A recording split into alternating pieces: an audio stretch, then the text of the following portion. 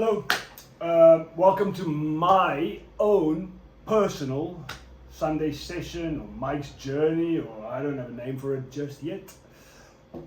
But it's somewhere where I get to talk about what's on my mind, predominantly, but also where I'm trying to figure out what I'm going to do in my psychological practice, my counseling therapy practice in the future. I'm a year away from qualifying, so I'm a year away from entering into that career, and I've helped many people get into shape. I've helped many people up their performance in their life. I've helped many people orient themselves with diets, whatever the case may be.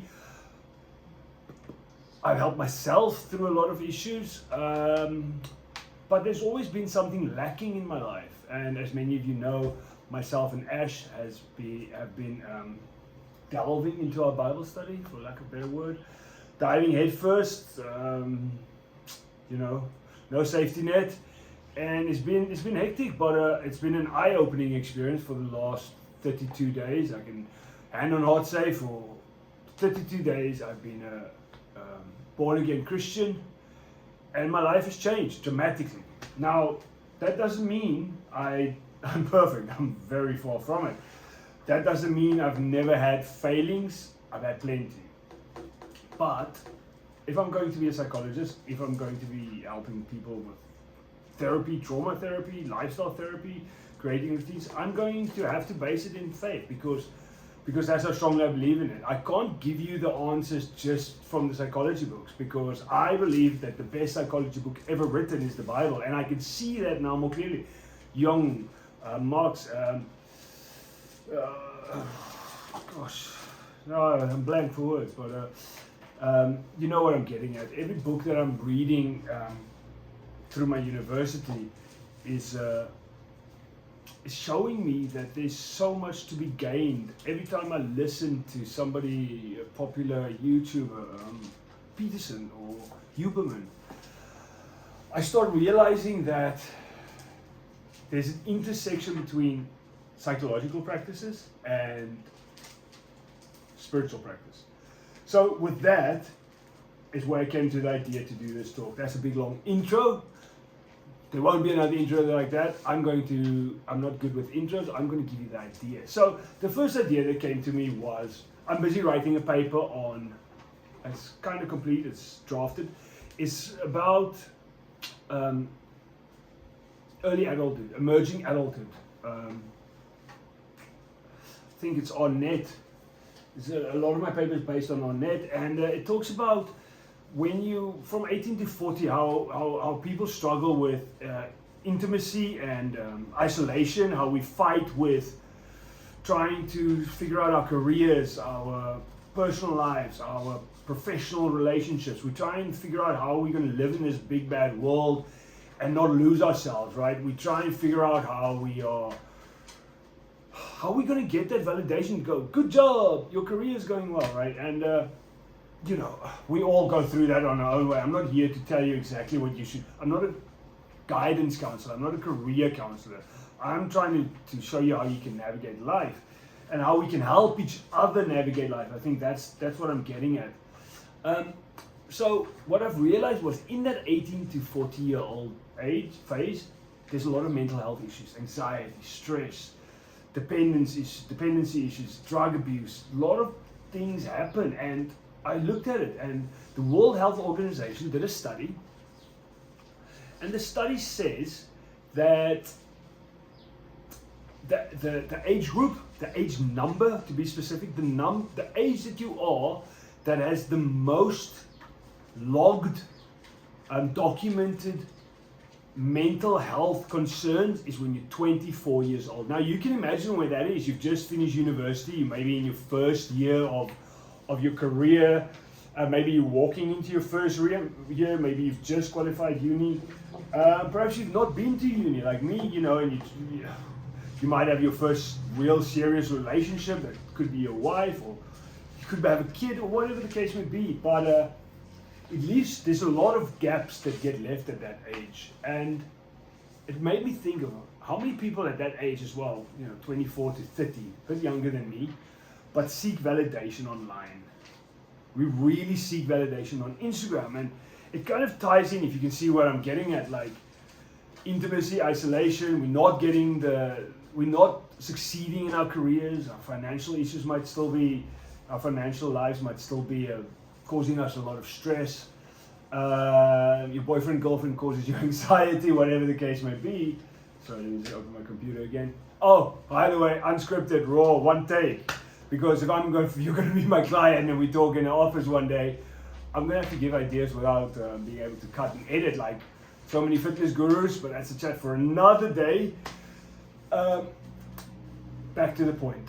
Yeah, we seek validation online. And it got me to thinking. Practical application to mitigate this validation seeking. So this is going to be the title.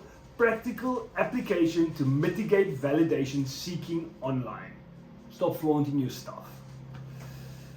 So, let me tell you what the Bible says. Let me start there before I tell you what I say. So, Matthew 22:39 says, it's a law, it's a rule from God. Jy moet jou naaste lief hê soos yourself. Love your neighbor as yourself. Then Galatians 6 verse 10 says, therefore, as we have opportunity, let us do good to all people, especially those who belong to the family of believers. Not limited to them, but especially to them, i.e., fellow Christians. Now, ask yourself this. Do you have good friends? Do you have people you love? Brother, sister, wife, daughters, children, grandmothers, grandfathers, fathers, mothers, all those familiar relations. And are they around those ages, 18 to 40 years old? Are they struggling with some stuff? Got me to thinking, what happens at those ages? We struggle with this emerging adulthood. We seek validation online. What can we as fellow Christians do, as fellow humans, friends, family members do to help each other? And it got me thinking, why don't we get into a habit, right, of you two or three good friends, every morning we check in with each other. Practical application, remember what I'm getting at. Practical application. Privately on your WhatsApp, you check in with each other. Yo, John, how's it going? Listen, I just want to tell you, I really look up to you. I really respect your grind. Look, you bench pressed 80 kilograms yesterday. That was cool in the gym. And, you're a beautiful soul. And John says to Patrick, yo, Patrick, you do such a tremendous job with your kids. You and your wife are in the best shape possible. I wish I could follow your diet, or whatever the case would be. And we just build on this private,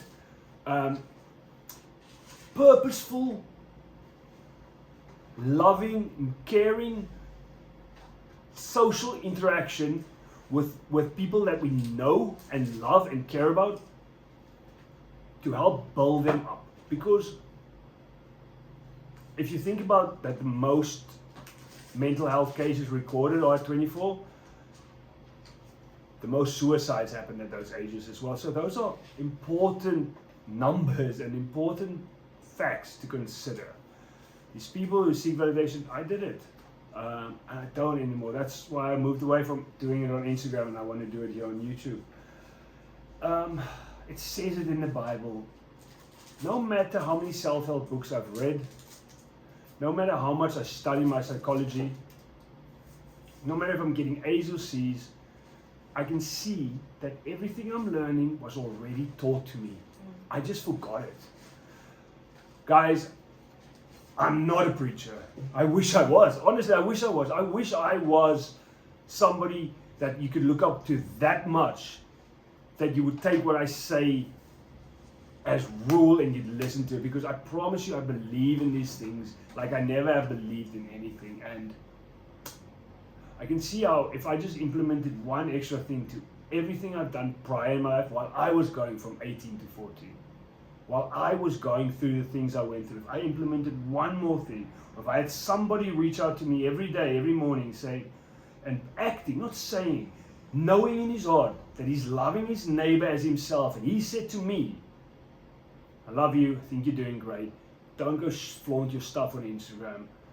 And I had somebody else who therefore took the opportunity to do good to all people, especially those who belong to the family of believers. Because remember, no matter how far and gone you are, you still belong to the family of believers. You're still my family. You're still God's children.